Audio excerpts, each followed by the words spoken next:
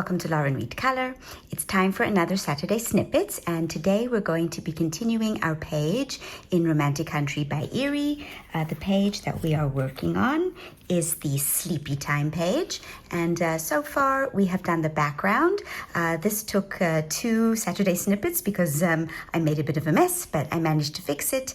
And then last time we worked on these flowers and these flowers, and I had realized that I had gotten the incorrect combination for the flowers. Here I used either processed red or magenta. I still can't remember exactly which one.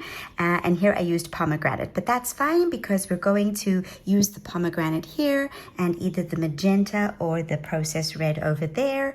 I think I will check my previous video where we did this, and I will see which colors we used. Anyway, I hope it isn't too repetitive for you, and that you enjoy coloring these flowers with me. If I'm not sure we're going to finish doing that today. If we don't finish all of the flowers today, then I'm going to finish them off camera, and then next week we will definitely begin with the foreground because I'm sure that you've had enough of flowers. Anyway, before we start any of that, let me show you what I've been up to this week. First up is my page in Mythographic Dragonspell by Joseph Katzenbang. This is the book that I'm doing with a group on Instagram, and the page that we decided to do for June is the Sea Serpent page. So if you watched my coloring red flags video, then you saw me basing it with alcohol marker. And after that, I decided to shade with Caran d'Ache Luminance pencils. The Luminance pencils are really, really creamy pencils, and they went down very smoothly over the alcohol base. I started by doing the water, and I used 2 different shades of pencils. And then I saw that there was still a little bit of graininess, and so I smoothed it out with odorless mineral spirits, which gave it this really nice creamy look. After that, I decided to do the sand, and then I was coloring in the seagrass, and all I can tell you is that the page took on a serious ugly duckling look, and I decided that it was putting me off coloring it. And as such, I stopped coloring the seagrass and decided to do the serpent, hoping that once I had done the serpent, it would look a little bit better and I wouldn't lose motivation. So that's what I did. I colored the serpent, and then I went back to the smaller elements, and I left the oyster shell for last because throughout the entire process, I just didn't know what I wanted to do with it.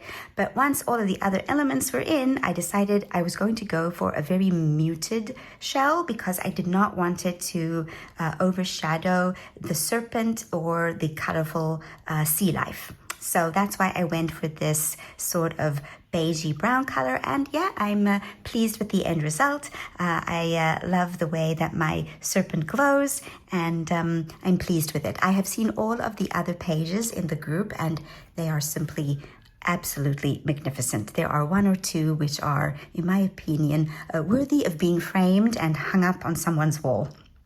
Yeah, okay, so that was my page in Mythographic Dragonspell. And then I have a few whips. The first one is in Mythographic Wild Summer, also by Joseph Katzenbang. And the page that I'm working on is this Hippos at Play.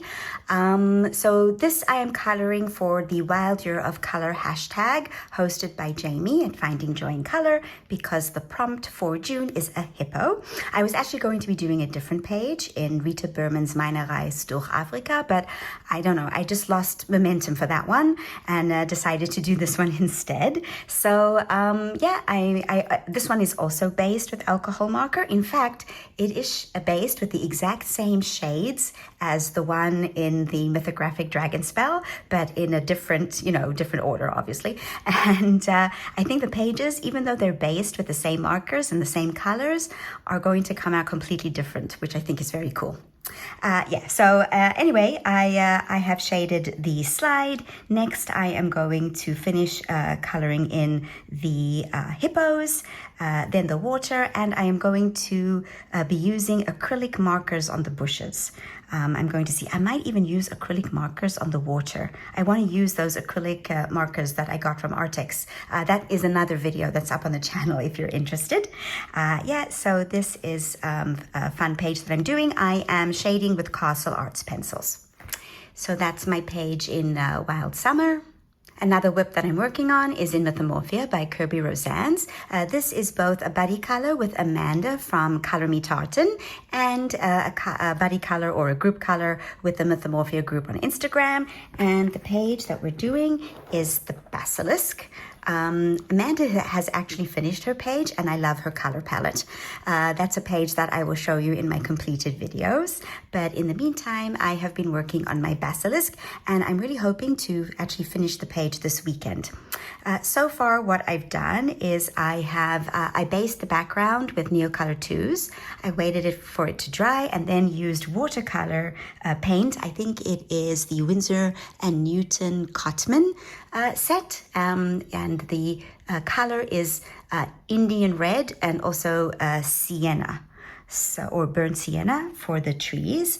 And then I'm using Derwent Inktense to shade the rocks and the tree. And I'm also going to do that on this tree and all of these rocks on the bottom. I have been debating what color to do this basilisk. The assistant thinks that it should be scarlet red. And now that I've got the background more or less complete, I am seriously considering and thinking that she is right. So I will probably, I can hear her giggling in the back. I will probably be coloring the serpent scarlet red, but the stomach part will be like a golden yellow. All right, so, and I'm thinking the little snakes are going to be purple. So yeah, those are my plans for this page. I'm enjoying this a lot.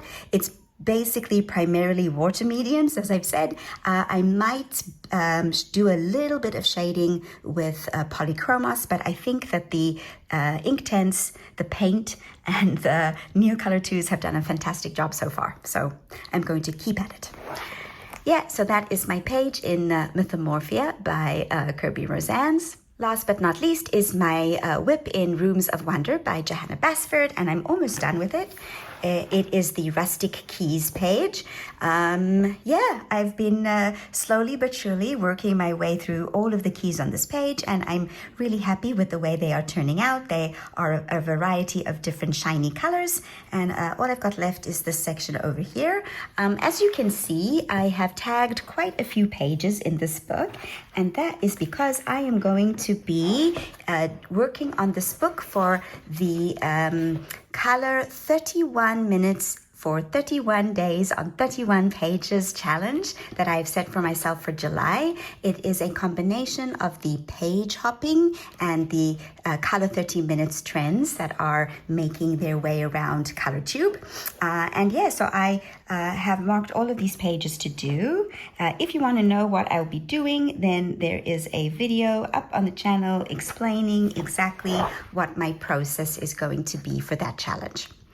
Okay, so that's all the pages that I colored during the week, and now we are going to continue coloring our sleepy time page in Romantic Country. As I said at the beginning, we're going to continue with these flowers. We're going to do this bud and then the leaves. And I'm thinking that I will continue doing these flowers and these flowers off camera so that next time we can definitely start on the foreground. I went back and I looked at my previous Saturday snippet, and it is indeed magenta on these flowers. So it'll be magenta here, pomegranate here, and pomegranate here. Okay, so I'm going to zoom in now, and we're going to continue with our flowers. Okay, so we are zoomed in and we're going to get started. Let me just turn this around a bit. Okay, so yeah, after all that, welcome everybody. Just a reminder to anyone who is new to our Saturday snippets that these are chatty videos, and I talk about my week. I talk about anything interesting that I have seen around the web or anywhere else. And yeah, so if that's not for you, if you don't want to chat but just want to color, that's perfectly fine. You can mute me, put on your favorite music, and then, oh, hold on, I wanna just put a little bit more down here, darken up, okay? And I think we will put a little bit of pink. Oh, I need to zoom out perhaps. One second, I was a bit too zoomed in. Let's put some more pink. Pink. Okay. And now we're going to move on to the greens. So for that, I am starting off with pale sage. Okay, and I'm just putting this over everything. Yeah, so as I was saying, feel free to mute. All right, now we've got some Prussian green. Okay. Right, so what did I do this week? So it's the last week of the semester. So I was still, marking things for my students. And yeah, I've been answering lots of emails with complaints. One of my students, so he didn't send me an email. After the last class, he said to me that he didn't like his grade for his presentation. He got 83, which I thought was pretty good, but he wasn't happy with it. So then he was telling me that now our students, if they have some sort of learning accommodation, I tell them at the beginning of the semester that they need to send it to me so that I can take it into consideration when I'm marking. So for example, if there's a student who has a spelling accommodation, or if they have ADHD or some other learning disability, they get, accommodations. So he was telling me that he has a memory issue. And I asked him, do you have an official accommodation? Because they have to get approval from the college for these accommodations. So he said yes, and I asked him, did you send it to me at the beginning of the semester? And he's like, no. So I said to him, if I don't know that you have an accommodation, I can't take it into consideration when I'm marking your work. So he said he understands. So I said to him, look, if you send it to me now, I will review your presentation and see if I can get you some more points. He still hasn't sent it to me. I cannot do it until he actually sends it to me, because the college will insist that I have the accommodations. Yeah. So I'm waiting for him to send them to me. I hope he remembers. I might email him to tell him to remind him. Yeah, so that was that student. But I have other students, complaining who don't have accommodations. And I said, I marked it according to the rubric, and here is the breakdown of your grade, exactly what I took points off for. Usually when I do that, I send them the breakdown of their grade. I explain exactly where I took points off. They're usually fine. They accept. They're begrudgingly, but they accept. Yeah. And so that was what I was doing at work. I also went on Tuesday to have a bone density test. My results, a few weeks ago, I told you I went to have a bone scan. It came back fine. It did say that I may or may not be having the beginnings of arthritis in my right knee. Hold on, I want to sharpen this pencil. 1 second. Yes, so it is just a, symptom of getting older. So, but otherwise it was fine. But then my doctor said, okay, so it's been a while since you did a bone density test. You can go and do it. She's driving me crazy, my doctor. She keeps sending me for stuff. Anyway, so yeah, she sent it. So I had the bone density test on Tuesday. I got the results, and it said there that since my last test, they changed the way that they do the test. So I can't compare these results to the previous results because it's a different system. But I don't think there's any difference. I think it's the same as last time.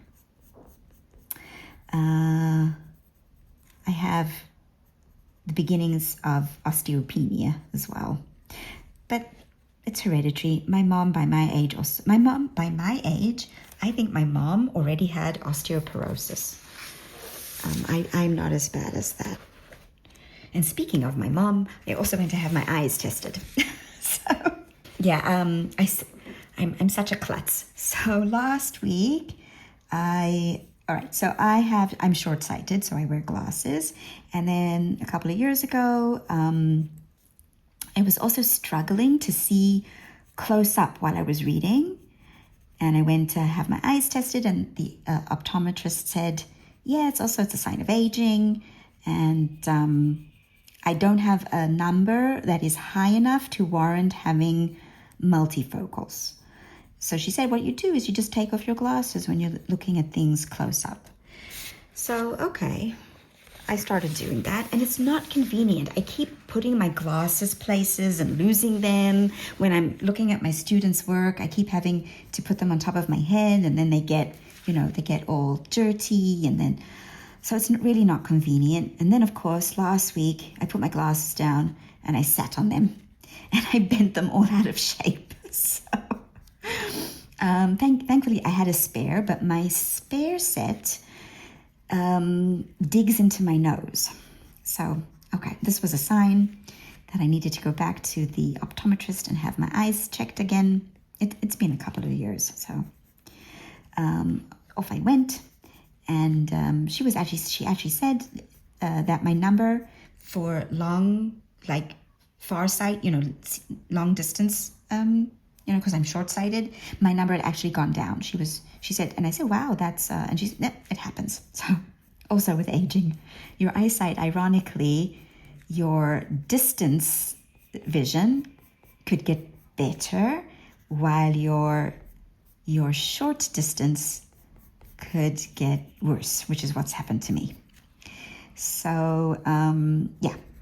Anyway, so now she said, okay, so, and I was telling her about my issue with the taking on and putting on, taking off, putting on, and of course the fact that I sat on them because of this.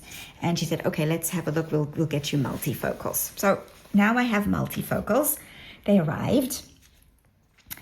And I must say, for seeing in the distance, it's great. I'm fine. I see really clearly. I must say the number is sharper. I'm really pleased with it. But I cannot see close up. Everything is blurred. And you have to train your eye to not move your head, but to move your eyes to the part of the lens that is for close up. So I'm struggling with that. And I'm also struggling because it also takes time for the brain to adapt. Because right now, when I'm looking at things close up, it's all very blurry. Like my eye will focus for a minute and it'll be sharp, and then it'll go all blurry again. She did say it would take time to get used to them. I hope that I get used to them quickly, because right now I still have to take them, for close-up work like coloring. I still have to take my glasses off because I can't see otherwise. Everything's blurry and I can't color. Oh, getting older is the pits, I tell you. All right, so that was that. What else did I do this week? That was work. That was the multifocals. What did I see?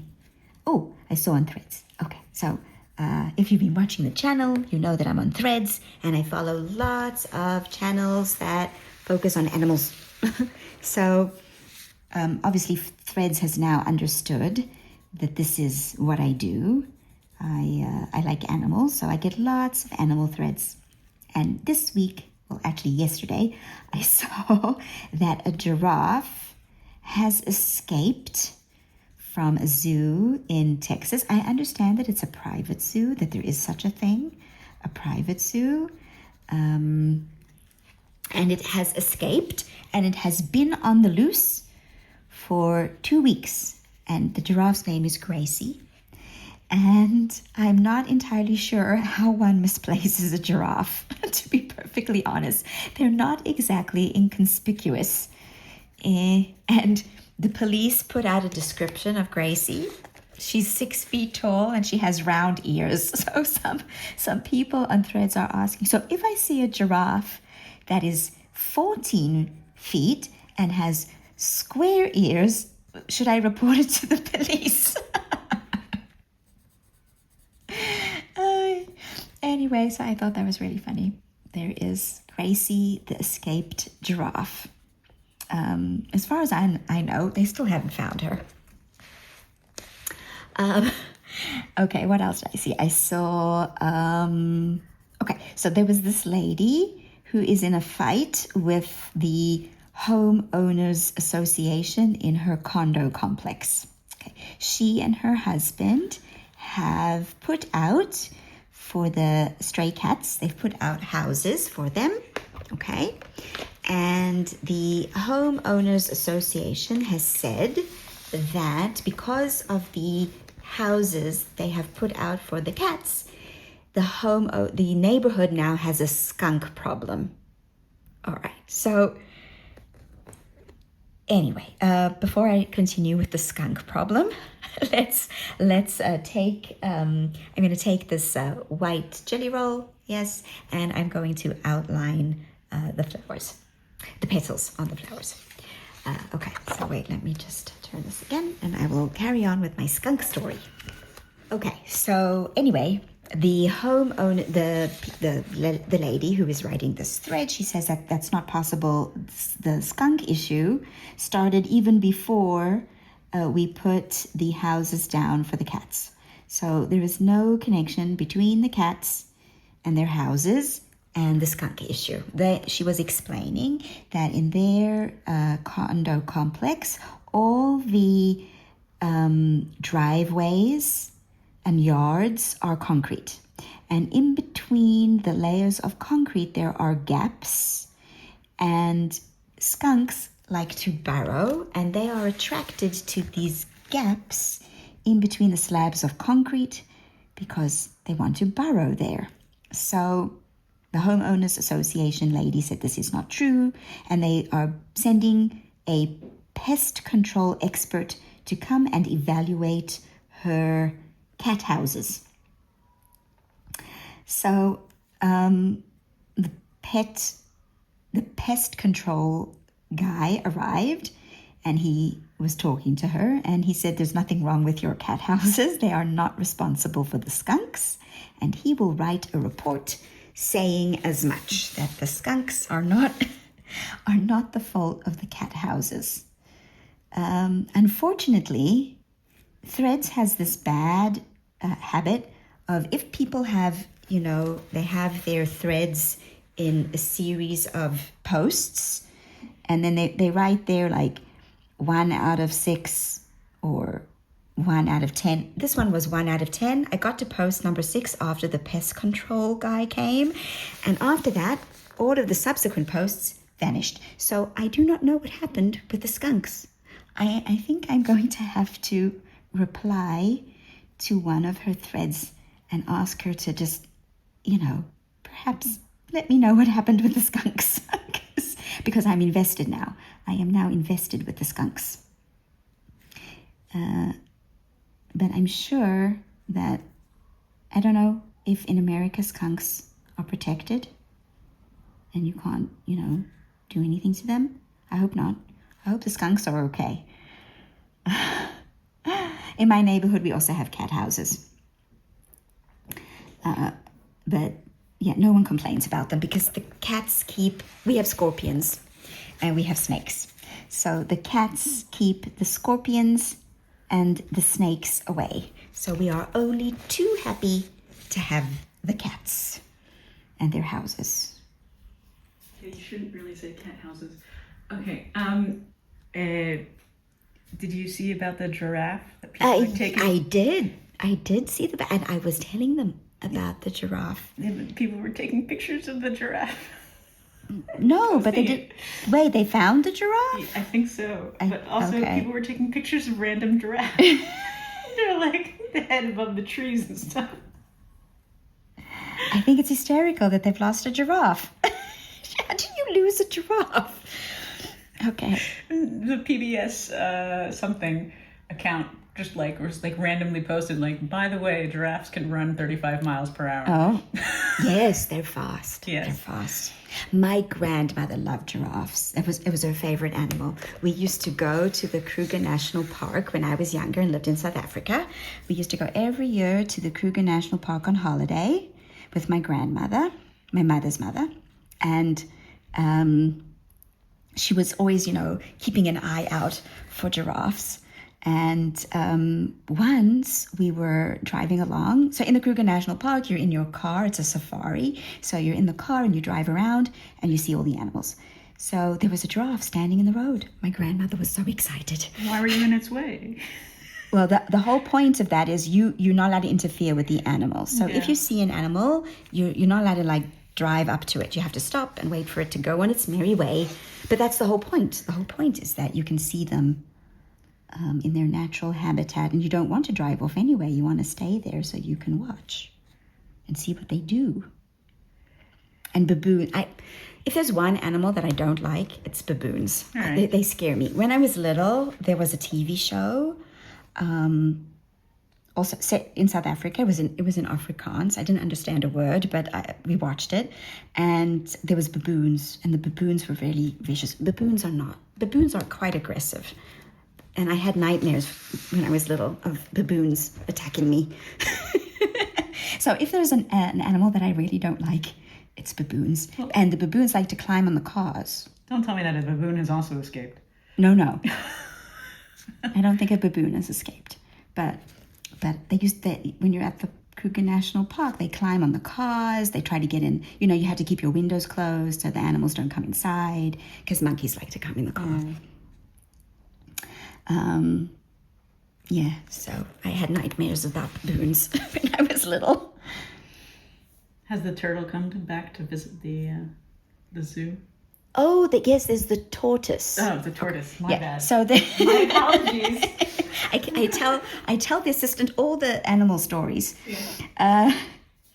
She has her threads is slightly different from my threads. Her threads is focused more on fan fiction, I think. Yes, mine is full of fan fiction, sewing, heated rivalry, and assorted nonsense of linguistics and grammar. My threads is coloring, historical facts, because obviously Threads knows me, historical facts, coloring, and animal stories. Right. Okay. I do get every once in a while, I get kitty videos, doggy videos. There's a dog video. It's because you follow me.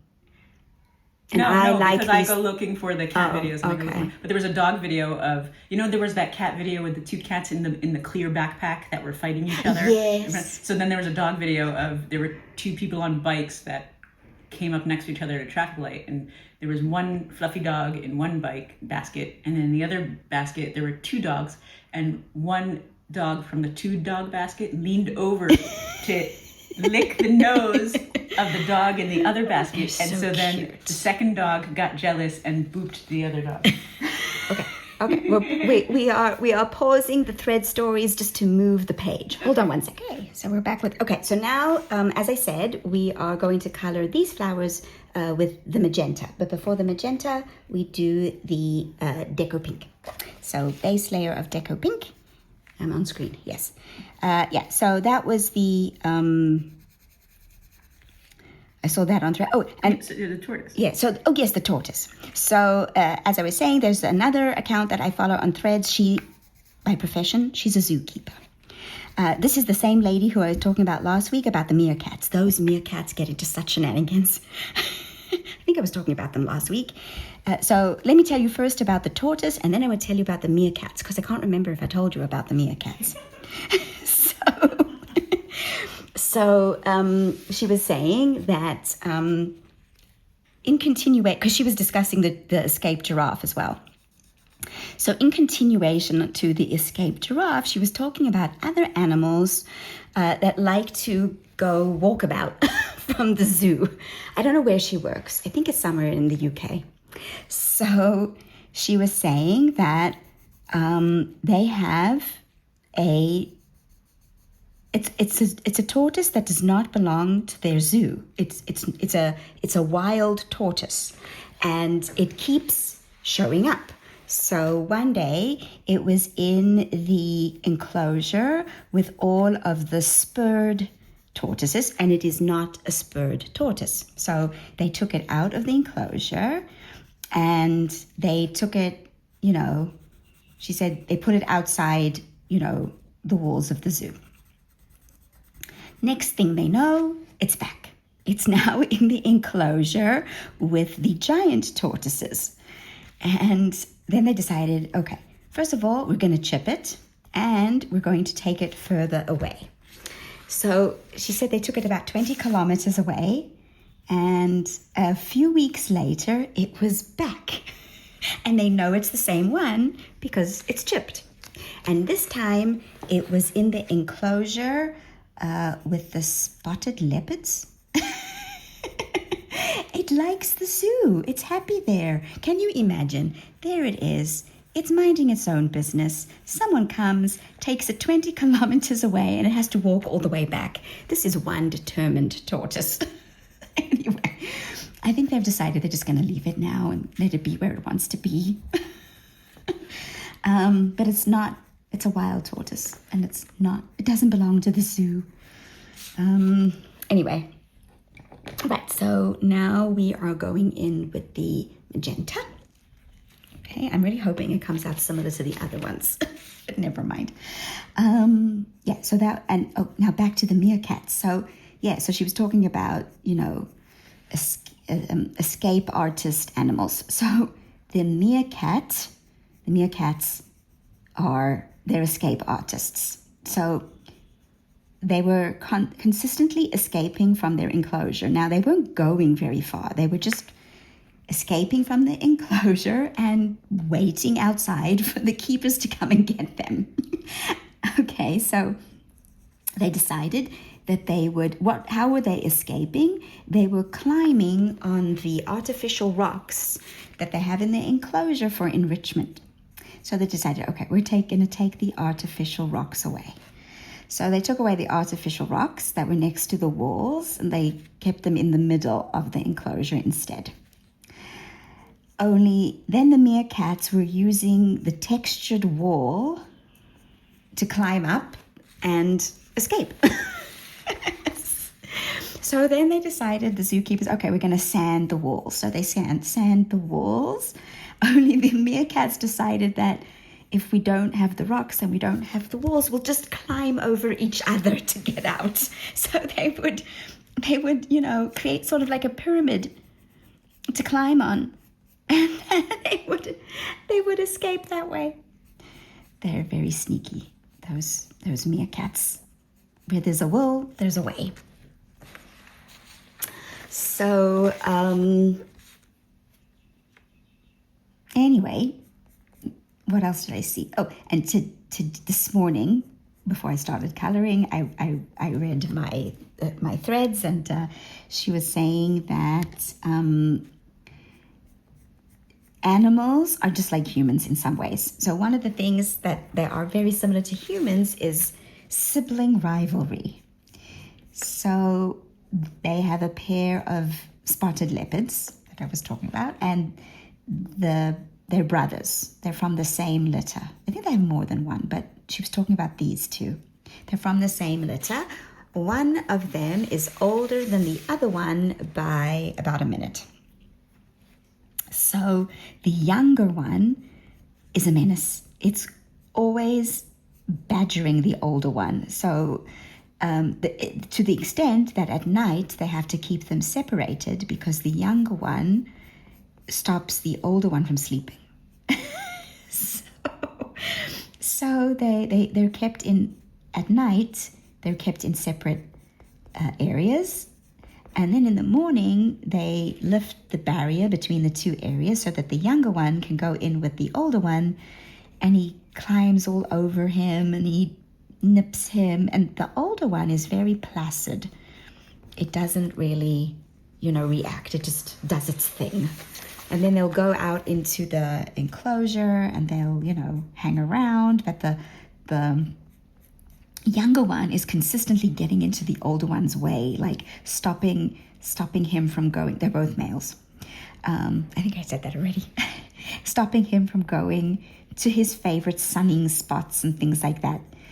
And the older one will just, take it in stride. But when the younger one tries to drag the older one around by the scruff of his neck, then the older one will bop him on the nose.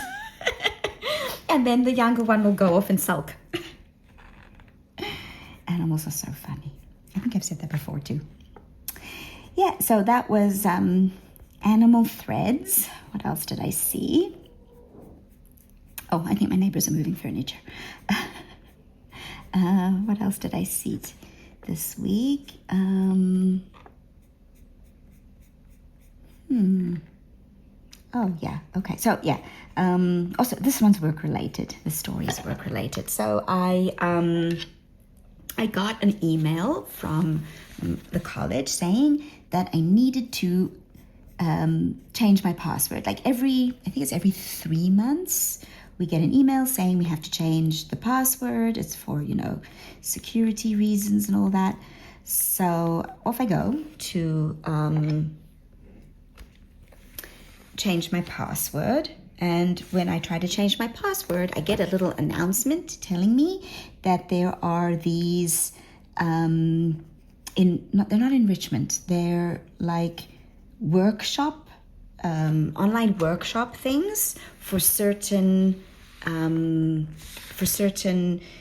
things that we have to be aware of. So there are 4. One of them is information security. Another is safety in the workplace. The third one is the sexual harassment workshop. And the 4th one is privacy workshop. So there are 4 of them, okay? And they're online. You do them online in the system. And it told me that in order to before I can change my password, I have to finish these 4 workshops. So I thought to myself, oh, this is actually quite clever because, usually we leave these things to the last minute and then we get nasty emails from the college saying, oh, you haven't done this and time is running out and you have to do it. And then you've got like a day to do it. And they're not short, these things. Like each one took about 25 minutes. So hold on one second. I'm getting the pencils that I need for the centers of the flowers. Hold on one second. Okay, so we're using canary yellow to do the centers. Make sure to leave a highlight. So where was I? Oh, yes, the workshops. So, so I said, oh, this is actually quite clever. I will just do them. Anyway, so I did 2 and then I was tired. So I thought to myself, okay, I'll just do the other 2 tomorrow. So I left them. And then the next morning, I, went in again. Now, in order to get in, I think I clicked on in the college website. You can't update your password from the email that they send you. You have to go into the college website, log on, and then click the update password option. Hold on, that's the wrong pencil. So I did that. I went into the college website. I clicked on the update password link. And again, it pops up that I have to finish the workshops. So I went to finish the workshops. Anyway, I'm about halfway through the second workshop when I get a phone call from the IT department at the college. And they say to me, we see that you're trying to change your password, but it's not working. So I had just assumed that it was by design that the change password requires you to finish the workshops, but it turns out that that's a bug. So I said, well, I'm doing the workshops like you asked. It said I can't update my password until I finish the workshops. So the lady from the IT department says, no, it shouldn't be doing that. It shouldn't stop you from updating your password. Let's see what's happening. So they asked me to do all sorts of things, log out, log back in, try again. And while I was doing all of this, they were obviously doing something on their end. to fix it. And then they said, okay, try now. And I hadn't finished the workshops. So they said, try now. And yes, it worked. I was able to finish but all of this made me think, wow, Big Brother is watching me. They knew I was trying to change my password. Well, I suppose that's their job, hey? But anyway, I thought that was kind of both interesting and creepy at the same time. Okay. All right, so I see that I have forgotten these two. Let's do those. Where's my deco peach? I keep forgetting these two little ones on the end. Yeah, so that was an interesting work-related issue. What else happened this week? I'm trying to think. It was a quiet week. Quiet is good. I don't like it when too much is going on. We might actually finish these. These. We're not going to finish the last one. I think that I'll do those ones off camera. But I think we'll finish this. Yeah. Today. What else? Oh, okay. So I didn't give you. I don't think I gave you an update on my reading. So I finished. I think I told you last week. I finished the Survivors Club book that I was reading. It was the last book in the series, so I've got. I can move on to a different series. It's by Mary Ballag, and she's a very prolific author. She's got lots and lots of books and lots of series. So I think I will move on to a different series of hers. But I started reading the third book in the Dragon Legacy series. I'm still on that one. I love Laura Roberts, I really do, but she sometimes gets really bogged down in the details. And I want the action to start. I mean, I know the action will eventually start, but I think I said this before about a previous book in the series. This is one of those rare occasions where I think the second book is better. Most often with her, I really enjoy the first book. The second book is kind of meh. And then the third book is really good. But here, the first book was okay once it got going, after she'd finished with all the world building. The second book was really good. I enjoyed it a lot. I'm not very far into the third book, so I can't really judge. But right now it's slow. I wish it would pick up. Anyway, so I'm reading that, and I'm still listening to An Evil Heart by Linda Castillo. That's such a good series. I'm enjoying that a lot. And I am still watching American Monster. There were some really upsetting episodes this week. One of them was so famous it was an episode of America's Most Wanted. So I will talk about this one because it was so interesting.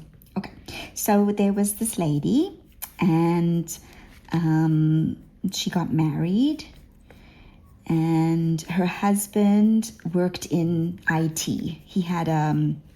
He was a software engineer, something like that, and he had his own company, and they had 2 children, and they lived a very nice lifestyle. They had a really nice house and cars, and they went on vacations to wherever she wanted, but she decided that she wasn't happy in her marriage because her husband didn't spend enough time at home. Like, she was feeling that she came second to his job, that he spent a lot of time away from home on business trips, and she felt that she was coming second to his business. So anyway, they separated and they got a divorce. Okay. And then she spent some time dating, and she joined a gym. And at the gym, she met a personal trainer. And they started going out. Okay, and everything was great. He seemed to be a really nice guy. And then one time, they went out with some friends, and the friend, she was also a client of the first lady's new boyfriend. Like, he's a personal trainer, and she's one of his clients. The friend is one of his clients. And during the dinner or whatever they were doing, the friend said that she feels, that she's not making any progress with her training. And the boyfriend, who's the trainer, was really insulted. He lost his temper. He started to, really go off on this lady. And yeah, so his girlfriend, who's the focus of this episode, she didn't like this. She felt that, he was out of control, and, his outburst was completely unwarranted. And so she decided to break up with him. Only he didn't want to break up with her. And he started, harassing her. And eventually she said, she agreed to meet with him. And they went out for dinner. Okay. And that was the last anyone saw of her. Okay. Now we're going to go back in with the pale sage and just blend out all of this Prussian green. Yeah, so her daughter called her father and said, Mom hasn't come home. And then they called the police. And they started to investigate. So because she was, an adult, the police, they did investigate. They investigated. But they did say that she has to be missing for more than 24 hours before they can, declare her a missing person. So 24 hours later, she still hasn't come home. They declare her a missing person, and the police are investigating. And they tell them about the trainer, and he's also disappeared. He's vanished as well. So the police are investigating. They look into him, and it turns out that this trainer was wanted for different crimes. He was a policeman. He started out, he was a policeman in Alaska, where he was accused of stalking a woman. And then he went somewhere else, and he was also accused of stalking. Anyway, after she was missing for a few years, the lady, and they were looking for her, but they couldn't find her. And then, okay, so I'm gonna talk about something that some people might find a little bit problematic and disturbing. So if you're not interested, please feel free to, skip ahead or mute me. So, some hunters were out hunting, and they found her body. Or they found what was left of her body. It was basically a skeleton. It was out in the desert somewhere in Arizona. So, now they have a body, but they still can't find this guy. So he was on several episodes of America's Most Wanted. Have you seen this person? And then they got a tip from someone that they had seen him, but by the time the police got there, he was long gone. And then eventually, this over a series of years, the authorities in Mexico were investigating. Just hold on one second. I'm sharpening my pencil. Okay. Were investigating the deaths of a woman and her 2 children. At first, they thought that they had died in a gas leak, but then they realized they were murdered. And then it turned out that this woman, she was married to this guy. He had lots of aliases. He went by different names, but one of the aliases that they knew of, this woman was married to. So they think he killed her. And then they were looking for him in Mexico, and And then they get a call in Mexico that they found the body of a man in a hotel room. And it turned out he had a heart attack. Yeah, and it was the same guy all along. So the family were really upset because they didn't really get their day in court, you know. Yes, he's gone and he can't hurt anyone else, but it's like he didn't get to pay for what he'd done. They were very upset. So that was a really good episode of American Monster. Yeah. Very upsetting. People make bad decisions sometimes. Okay. All right. I think, do we want to stop here? Do we want to put our gel pen? Let's do our gel pen, and then that'll be the end of it. Yeah. So, okay. So I'm just taking the gel pen, and I'm just putting it around the flowers. Oh, I really like how these have come out. And then we will zoom back out and see if we're getting that cohesion between the two corners of the page.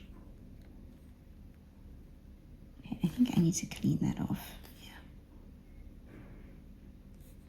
Yeah, gel pens don't always like Prismacolor.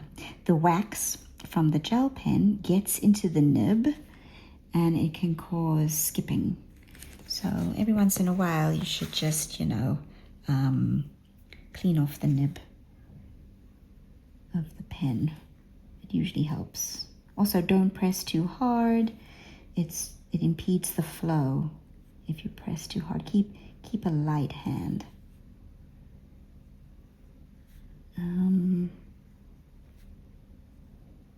Yeah. So that was my week. That's what I read. That's what I watched. Oh, I saw that the new season of House of the Dragon is available or is started on HBO. I'm going to wait until all of the episodes are aired. I still have 2 episodes of season 2 to watch that I haven't gotten to, so I need to watch those. And then once all of the episodes of season 3 of House of the Dragon are in, I will watch House of the Dragon.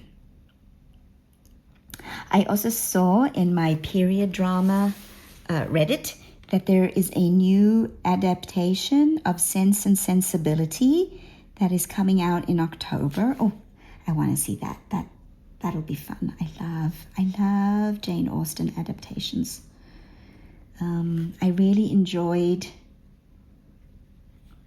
I think, 2009 version of, not the one with Emma. I mean, I like the one with Emma Thompson. The one with Emma Thompson has Alan Rickman in it. I love Alan Rickman. And he was Colonel Brandon. He's my favorite. I don't know who's my favorite Jane Austen hero. It's either Captain Wentworth or Colonel Brandon.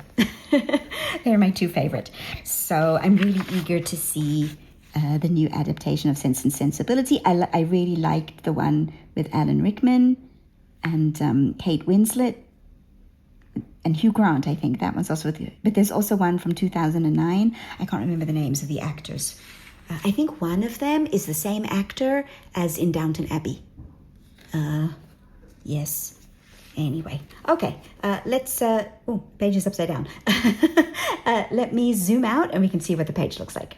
There's the page right now. I think it looks really good. I like the way that the corner flowers are cohesive. And then, of course, the corner flowers on this side will match the ones on that side with the pomegranate. I am going to finish this set of flowers off screen, okay? And then next week we are going to start with the foreground. Now, I will probably be using some sort of water medium to base, either Inktense or watercolor pencils. And then we will shade with the Prismacolors. So that is what we're going to be doing next week. Okay, so thank you everybody for joining me for this week's Saturday Snippets. I hope you enjoyed it. I hope you enjoyed my animal stories about escaped giraffes, tortoises, and meerkats. And I hope to see you again next week for another Saturday Snippets. Bye for now.